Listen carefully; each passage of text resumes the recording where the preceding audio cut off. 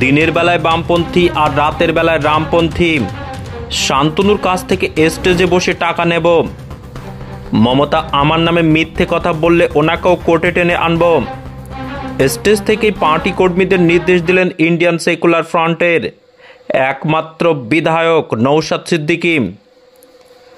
শান্তনু বাবুর সঙ্গে আপনারা কথা বলুন, দেখুন যদি টাকার ব্যবস্থা হয়।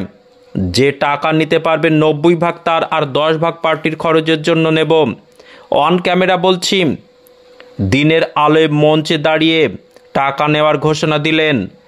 আজ উত্তর 24 পরগনা জেলার বসিরহাট মহকুমার স্বরূপনগর ব্লকের ডাকবাংলো ফুটবল মাঠে বনগাঁ লোকসভা কেন্দ্রের আইএসএফ প্রার্থী দীপক মজুমদারের সমর্থনে এক কর্মী সভায় বক্তব্য রাখেন তিনি। সেই সঙ্গে বামফ্রন্টের প্রসঙ্গে বিস্ফোরক অভিযোগ আনেন।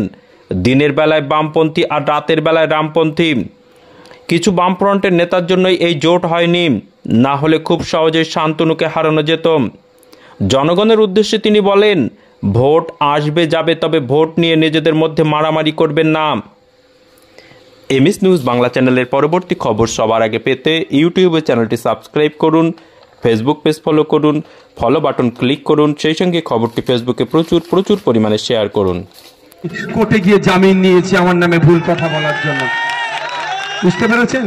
যদি মমতা ব্যানার্জি আমার নামে মিথ্যা কথা বলে, সংখ্যা ধরে বলার যদি ওনার সাহস থাকে বলতে বলুন, ওনাকেও দেখবেন আগামী দিনে কোর্টে আমি টেনে নিয়ে আসবো 5 টাকার পেনের মাধ্যমে।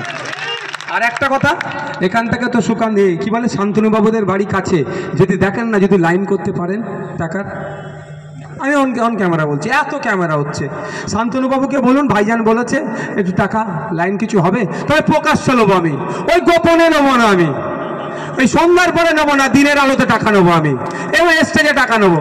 যে লাইন করতে পারবে তার 90% দিয়ে দেবো, 90% তার, আর আমাদের পার্টির জন্য 10%। মানে 100 টাকা যদি শান্তনু বাবুদের কাছ থেকে আনতে পারে, 90 টাকা তাদের হয়ে যাবে, 10 টাকা পার্টির জন্য খরচ করবো। আজ থেকে চলে লেগে যান।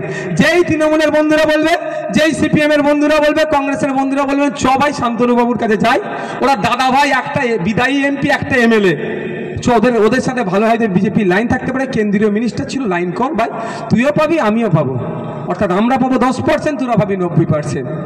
বলতে পারবেন তো ভাই? শুধু আমাদেরকে দেখিয়ে দিতে চাইছে।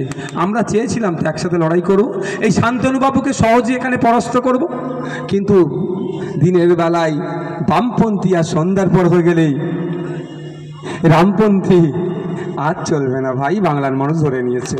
তখন কিন্তু সবাই নয়, যারা ডিসিশন মেকারে আছে তাদের মধ্যে গুটি কয়েক আছে, এই জন্যই তারা জোটটা হতে দিল না।